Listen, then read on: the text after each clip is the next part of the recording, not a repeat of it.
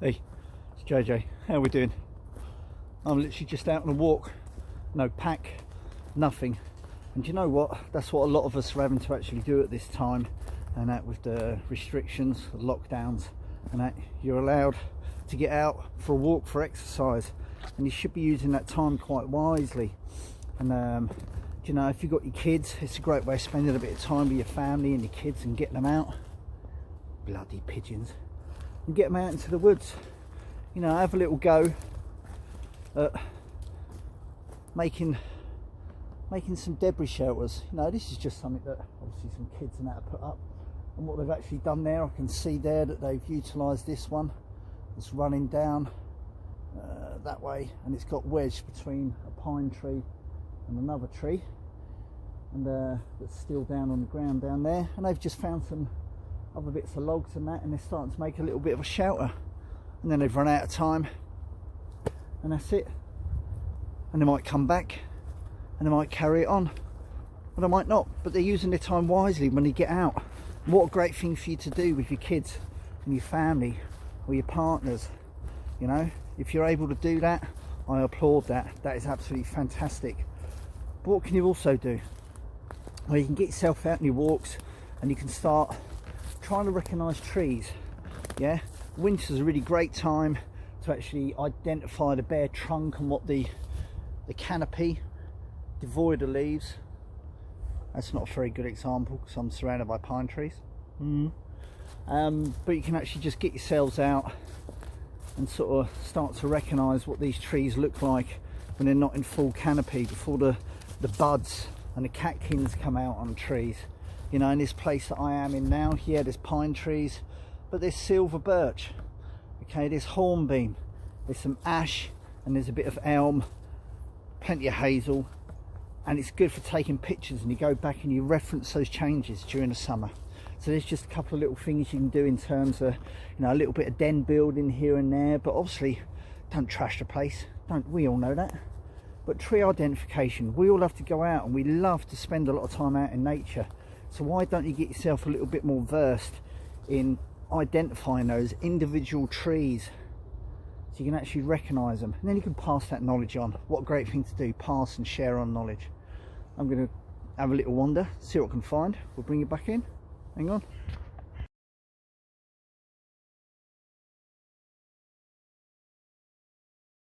Do you remember what I said about making dens in the woods? Yeah, do you know what? That's all really well and good. This main part of the structure that you can see here, from here going across, that's a good 30 feet high. Yeah, and it's well over 6 feet tall. Well over 6 feet tall. So that's not little kids making this. Yeah, teenagers, 18, 19, 20-year-olds. Nothing better to do with their time. Normally I'd applaud a build of like this structure, but it's in a wood that is owned by the council. And not only are they just building it up, look at that, it's a signpost taken from the road out there that's also been knocked down, and they've decided to pick it up, put it in there. Oh, it gets bigger, it gets much bigger. Look at the size of that. They have been industrious, clear and everything. And do you know what, it's all right to build a debris shelter here and there, but the problem is when you start taking this much wood off the ground, and that you're moving that top layer of the soil, loads of invertebrates and insects and that, and animals, you know, hedgehogs and that, take cover in all this deadfall that's down on the ground, and you ruin that when you make a structure this size. But do you know what's even worse? It's because it's been made by people that obviously don't really care for the environment. What have we got? The obligatory bags of rubbish left.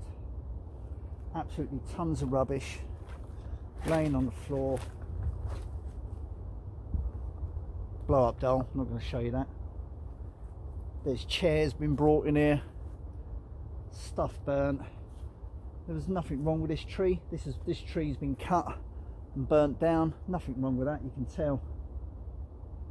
They've just burnt crap and left it around. They've obviously tried to create a bit of a roof structure under there. and they're just throwing all the burnt stuff on top. There's burnt chairs in there. I can't stand people like this. No respect for wildlife, no respect for nature, no respect for property that's owned by somebody else, the local council. And this part of the wood, it's sectioned off. The other half is actually owned by someone who's actually trying to sell it for property, and it's just going to compound the problem, because they're also not using down there at the moment because the guys set up trail cameras and everything, and there's a community action group trying to protect that part of the wood. So everyone's now coming up into this part, and those people have got no respect. The amount of rubbish and crap is just terrible. I hate to see it, but we're going to carry on with this video. It's not going to be crap like this. So let's go and find something more interesting, something to inspire, something to learn from, not this rubbish.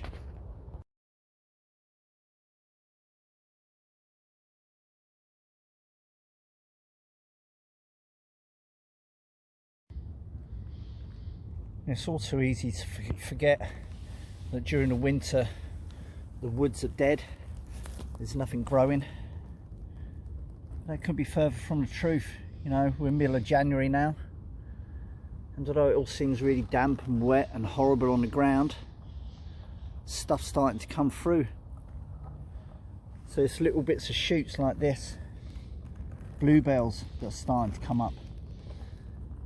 Just remember, tread carefully, watch where you're walking. I know it's really horrible and it's mucky and it's wet and that, but just tread carefully. New life shooting up, and in a couple of months time the woods will be a carpet of bluebells. So we tread carefully, we're looking forward, we look around, we look to the side of where we're wanting to go, because in a couple of months time the woods are going to look absolutely amazing. So that's just one of my little tips. Don't just look up into the canopy at this time of year. Don't just look to what's at your eye level. Also look at the ground and see what's starting to come up.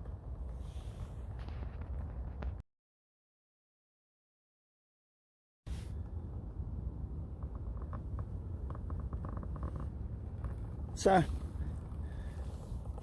muddy wallows and muddy tracks and muddy crossings in woods and out in the fields, they're great areas to learn tracking wildlife. What have we got here? Well, you know, we might have a Dr. Martin size 10, might have a Child's Welly size 5, maybe a Reebok trainer that's no longer white and covered in mud, size 7. But listen, seriously, only joking. Out in the proper woods and that, they're great areas to find tracks of animals that have crossed, and you start to get versed to what you're actually seeing. Take a little field guidebook out with your animal tracks. They're absolutely amazing resources of information. These little crossing places over, I know I've just shown you this in the wood where obviously every man, dog, woman and child's walking, but out in the sticks and that, places like this are really good areas where animals come to drink little sources of water. So recognise the track that crossed them, and whether that's like muntjac, or it might be a fallow deer if you're lucky, it could be a fox, it could be a badger, it could be anything.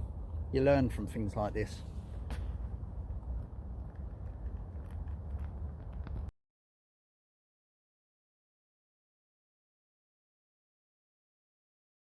So I found another one, but this one I might take my hats off to him.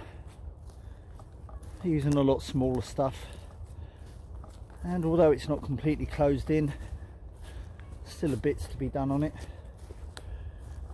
How tall's this? Yeah, still 6 feet tall, but they're just moving bits here and there, and it isn't completely closed in, and there's maybe 2 or 3 bits of rubbish in there, which is probably accidental. In fact, barely nothing. Nothing. And I've done a bad little job on this, sorry, crap camera action there. Trying to put a little bit of a roof across it. Fair play to them on that one. I'm gonna let them have that one. I'm gonna let them have that. Good. Industrious, keeping it clean and tidy. But you know what? When you get out on your walks at this time of year, I'm gonna come to a little spot that I used to use. I've got to remember where it is now. Hey, rambling on now. How cool is this? Look at this. How cool is this? So this is a pine tree. It's obviously starting to die away. And that tree trunk, which is snapped off at the top, is pretty much all bare of bark. How cool is that? Stands out. Wow. Wow, greens and hues and oh wow, that is so smooth as well. Anyway, what was I saying? Oh yeah, over here. So it's at this time of year, when you're going out on your walks and your bits and bobs like that, now's the perfect time to be finding them little spots that you think, I might go camping here. I think that'll do me all right. So it's little areas like this. Now I used to use this little area just here. There's a cut down bit of tree trunk there, a couple of little stumps that I used to use for putting the firebox onto. Now this has grown over and some bits are falling over, but kind of think, in there, clear that bit out there between two trees, a few pine trees just above, make a nice little place for a little cheeky overnight camp. But the problem is, there's a footpath about 40 metres that way, so any fire that you'd want to have down here and maybe here would have to be pretty self-contained and well hidden. It's open on one side, 3/4, that's kind of quite handy. Fallen down silver birch tree there, that gives you a bit of cover all the way around there, cover, but it's the one side where tracks are that people will see you unless you go proper stealthy. But my point is, use this time of year to scout out new locations and figure out what works for you in terms of wind direction, wind deflection, visibility, coverage, how damp it is. You know, there's no water sitting in this area here, and you know, it's in the middle of winter when we've had a lot of rain, so in a spring deluge wouldn't be too bad. But again, just another idea.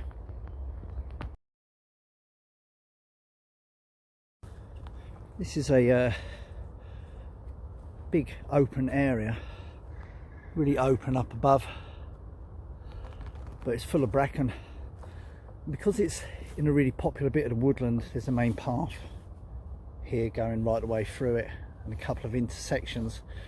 It's kind of trampled down a little bit, and because it's open, the wind really gets to it. But if you're out in more remote areas, bracken is a great place to just tuck yourself off to the side of the trees. In more remote places, it'll still be up at about sort of 3-4 foot high, and trust me, wildlife loves to hide in bracken. So if you want to do a little bit of spotting, a little bit of tracking, get yourself some nice pics, bracken's a really good area, because deer, especially deer, love to sit in it and hide. But also hares will use it. Hares actually spend a lot of time in the woods, not just out in empty fields. You'll also get a very particular type of bird called a woodcock will sit in there, and it likes it because it's perfect camouflage colouring for it. So yeah, if you're into a little bit of wildlife spotting, bracken's a great one for kids, and get them used to sitting around pockets of bracken, yeah, tucked under, say like tucked by that tree, yeah, and just sit and watch. You'd be surprised what you can learn. Just another little tip. So as bushcrafters, a lot of us, we love to come across silver birch. It's such an amazing resource, not only for the wood itself for fire lighting, but its bark for tinder and kindling. And I'm in an area now which is quite apt, because there's a lot of silver birch, but if you're not lucky enough to have that, a lot of places now have a lot of wild cherry. And the wild cherry is almost I wouldn't say poor man's substitute, but its bark has a few of similar properties. So when it starts to die back, it will actually start to peel just like silver birch will. And although it doesn't quite have that sort of same resin sort of like content as such, you know, you can still peel sections of it back, okay, get it dried off. It will take a flame. Yeah, it will take a flame. And look, they do look reasonably similar. So there's a silver birch that's gone, and there's a wild cherry. Yeah, silver birch is great, absolutely fantastic, but if you don't have silver birch, you can also utilize the bark of fallen, dead fall wild cherry. Yeah, not live trees. And also, listen, this is quite a depth. Look, I'm like 30 meters from a road now. It's amazing what's on your doorstep. Get out there, have a walk around. There's loads of fallen trees and that down here, absolutely covered in King Alfred's cakes, cramp balls. There you go, some just there. So just have a wander around. Daldinia concentrica. There you go. You can live in a town or a village or something. The woods on your doorstep will provide you with learning resources. So use it well, get yourself outside, get versed in nature and learn. And let's all learn, let's all share some knowledge. And that's what this lockdown is teaching me. And I hope you learned something from it as well. So I'm going to say goodbye from me in the woods and the traffic behind. Thanks for tuning in. We'll catch up again soon. Bye.